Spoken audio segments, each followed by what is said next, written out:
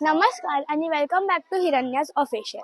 तर तसं तर या व्हिडिओच्या पहिल्या पार्टमध्ये आपण बघितलं आहे की इकडच्या लोकांच्या प्रतिक्रिया काय आहेत आणि लोकांबरोबर इकडच्या उमेदवारांच्या सुद्धा प्रतिक्रिया आपण जाणून घेणं इम्पॉर्टंट आहे. म्हणून या व्हिडिओमध्ये मी तेच दाखवणार आहे. तर व्हिडिओमध्ये बनून राहावा. आणि आता आपण बघणार आहोत इकडच्या उमेदवारांच्या आणि पदाधिकाऱ्यांच्या प्रतिक्रिया काय आहेत. चला. शिक्षणाचे थर मुंबईत उंचावेल याबद्दल तुमचे पक्ष कोणती भूमिका निभावेल? आमचा पक्ष आता उभाटा सेना आणि मनसे सेना दोन्ही मिळून एकत्र काम करत आहेत आणि जास्तीत जास्त तरुणांसाठी आणि शिक्षणासाठी अगदी ज्या ज्या लेवलला जाता येईल त्या लेवलला आम्ही आमचा पक्ष त्या प्रयत्न करणार आहे. आता ज्या मुद्द्यांवरती इलेक्शन लढत आहे ते मुद्दे सॉल्व्ह होतील की 5 वर्षांनंतर परत त्याच मुद्द्यांवर इलेक्शन लढायला लागेल? आता दोन्ही भाऊ एकत्र आले असल्यामुळे हा मुद्दा सॉल्व्ह होणारच आहे 101%. ठाकरे बँड एकत्र आलेला आहे. आता मुंबईचे प्रॉब्लेम आणि महाराष्ट्र प्रॉब्लेम सगळे सॉल्व्ह होणार. काल रात्री जे काय घडलं त्याबद्दल तुमचे मत काय? जे काही घडलं त्याच्यामुळे आपल्याला घाटल्यामध्ये पूर्ण आपलं वातावरण बदललेलं आहे आणि पॉझिटिव्ह झालेलं आहे. आपली अर्धी लढाई आपण रात्री जिंकलेलो आहोत. आता रात्री राहिलं तर उद्याचा दिवस, उद्या संध्याकाळी बाकीचं आपल्याला लाल गुलाल उधळायचंच आहे. आपल्याला विजयाचा गुलाल उधळून आपली विजय यात्रा काढायची आहे. आता ही निवडणूक कोणत्या मुद्द्यांवर लढली जाते? ही निवडणूक जास्त करून आपली मराठीच्या मुद्द्यावरती आणि हिंदुत्वाच्या मुद्द्यावर लढली गेली आहे. जास्त करून आपला मराठी माणूस टिकला पाहिजे या मुद्द्यावर आपण राजसाहेब आणि उद्धव साहेबांनी हा निवडणूक लढवलेली आहे. थँक्यू. तर नमस्कार. आता मुंबईत पॉप्युलेशन वाढतं त्यामुळे खूप सारे प्रॉब्लेम्स येत आहेत, जसं की पाण्याची कमी येत आहे आणि आरोग्यासाठी काही इश्यूज येत आहेत. तर यावर तुमचा पक्ष कोणती भूमिका घेईल? सगळ्यात पहिले मी जय महाराष्ट्र बोलेन. आणि जे आता तुम्ही मला प्रश्न विचारलात की तुमचं पक्ष काय भूमिका घेईल, एक मी महायुतीची उमेदवार म्हणून आहे आणि मला शिवसेनेच्या पक्षातून 153 प्रभागातून जी उमेदवारी मिळालेली आहे. तर एक पक्षाचं जे तुम्ही विचारताय की काय भूमिका घेईल, भूमिकेच्या दृष्टिकोनातून मी तुम्हाला सांगते महायुतीची कामच अशी आहेत. गेल्या 3.5 वर्षात त्यांनी जेवढी जी कामं केली आणि पब्लिकांमध्ये जेवढं कामं पोचलेत त्यांची, आणि जनतेला खूप असं विश्वास आहे की जे महायुतीचं सरकार आल्यापासून वाढत्या लोकसंख्येवर होणारे ज्या गोष्टी त्यांनी म्हणजे त्यांना जेवढं रोजगार वगैरेच्या दृष्टिकोनातून जे काय गोष्टी पोचल्या पाहिजेत त्या, परत आता तुम्ही बघत असाल कोस्टल रोड सारखे प्रकार, त्याच्यानंतर CC जे रोड वगैरे झालेत आपले, कॉन्क्रीटी रस्ते झालेत, खड्डामुक्त रस्ते असं जे प्रकल्प त्याने राबवलेत, मोठ्या प्रमाणात असे त्यांनी रोजगारांना तरुण पिढींना रोजगार दिलेत. आणि तसेच जे आता तुम्ही बघत असाल की जे आपले सगळे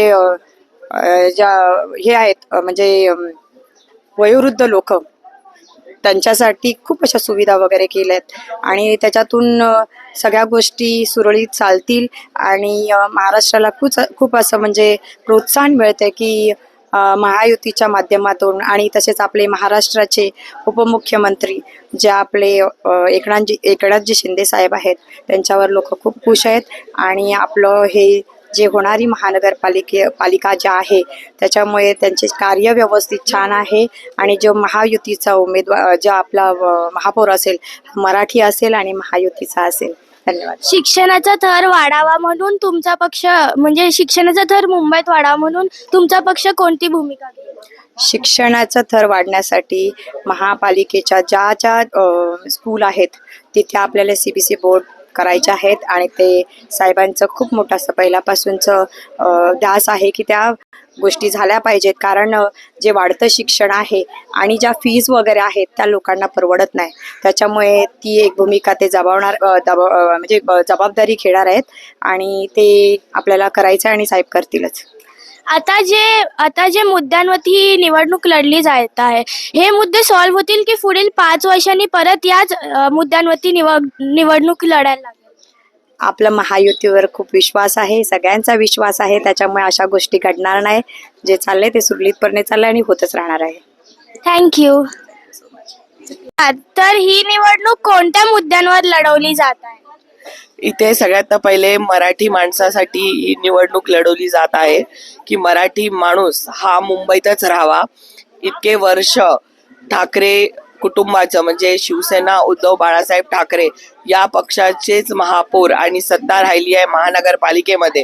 आणि जर तुम्ही बघाल तर आपण आपल्या पक्षाच्या माध्यमातून भरपूर काय कार्य केलेले आहेत, भरपूर प्रकल्प आणलेत. म्हणजे कोस्टल रोड असेल, मग इतर जे आपण सोयीसुविधा आहेत महानगरपालिकेमध्ये त्या आपण केले. 500 स्क्वेअर फीटची जी घरं आहेत त्यांना करमुक्त केलं आहे. आपले रस्ते आहेत बऱ्यापैकी, आपले सिवरेजची लाईन्स असतील किंवा कुठे पाणी तुंबतं आहे, असे भरपूर प्रकल्प आपण केलेले आहेत. तर आम्ही तेच सगळ्यांना आमचं काम जे आहे ते आम्ही घेऊन पब्लिककडे चाललो आहे. आणि खास करून मराठी माणूस हा मुंबईतच राहावा हे आमची पहिली प्रायोरिटी आहे. तर त्याच्यासाठी हे सगळे मुद्दे घेऊन आम्ही उतरलाय. आणि जर तुम्ही इथे बघाल, इथे आमचे स्थानिक उमेदवार आहेत मीनाक्षीताई पाटणकर, तर त्याही समाजसेविका आहेत. त्यांचे मिस्टर अनिल पाटणकर तेही इथे 10 वर्ष नगरसेवक होते. त्यांच्या माध्यमातून आणि आमचे जे पक्षाचे इतर पदाधिकारी आहेत, म्हणजे आमचे शाखा प्रमुख असतील उमेश करकेरा, आमचे महिला शाखा संघटक असतील योगिता म्हात्रेताई, तर त्यांच्या माध्यमातूनही पुरुष असतील महिला असतील यांच्यासाठी पण भरपूर कामं झालेली आहेत. तर मुंबईत पॉप्युलेशन वाढतं आणि त्यामुळे पाण्याचे आणि आरोग्याचे खूप सारे इश्यूज येतात. याबद्दल तुमचा पक्ष कोणत्या भूमिका निभावणार? पॉप्युलेशन तर डेफिनेटली वाढतं आहे. आमचं तेच मत आहे की स्थानिकांना पहिली प्रायोरिटी द्यावी आणि जास्तीत जास्ती जे इतर एरियातून स्थलांतर आहे ते कुठेतरी आपण लिमिट करावं. महानगरपालिकेमध्ये आपल्या 4 प्रमुख आपले हॉस्पिटल्स आहेत.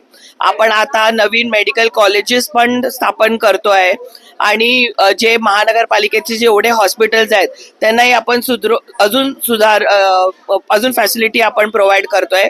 आणि इतर टर्शरी हॉस्पिटल सुद्धा आहे, म्हणजे शताब्दी सारखं इकडे या एरियामध्ये, त्याच्याही सोयीसुविधा तुम्ही जर बघाल तर त्यालाही आपण रिडेव्हलप करून अजून सोयीसुविधा इंट्रोड्यूस केलेल्या आहेत. तर असंच आपण अजून म्हणजे कॅन्सर हॉस्पिटल सुद्धा आणणार आहेत मुंबईचं. आता जे तुम्ही बघाल परेलला आपल्या टाटा इन्स्टिट्यूटचं हॉस्पिटल आहे, पण एक महानगरपालिकेचं कॅन्सर हॉस्पिटल जे तिकडे आपली जास्तीत जास्त लोकांची सेवा होईल, कॅन्सर पेशंटची चांगली ट्रीटमेंट होईल, त्याच्यासाठी आमचं खास करून आपण त्याच्यासाठी बघतोय. त्याच्या व्यतिरिक्त जे ॲनिमल्स आहेत, पेट लवर्स आहेत, त्यांच्यासाठी सुद्धा आम्ही म्हणजे प्राण्यांसाठी एक वेटनरी हॉस्पिटल आणि वेटनरी छोटे छोटे जे दवाखाने असतील वॉर्ड वाईज तेही देण्यासाठी आमचं काम चालू आहे. मुंबईत शिक्षणाचं स्थळ वाढावं म्हणून याबद्दल तुमचा पक्ष कोणती भूमिका घेईल? घेईल नाही, आपण भूमिका घेतलेली आहे. जर तुम्ही बघाल महानगरपालिकेचे जेवढे BMC स्कूल्स आहेत त्याच्यातले भरपूर असे BMC स्कूल्स आहेत जिथे आपण ICSE बोर्ड हे इंट्रोड्यूस केलेलं आहे, मुंबई पब्लिक स्कूल म्हणून आपण ज्याला बोलतो.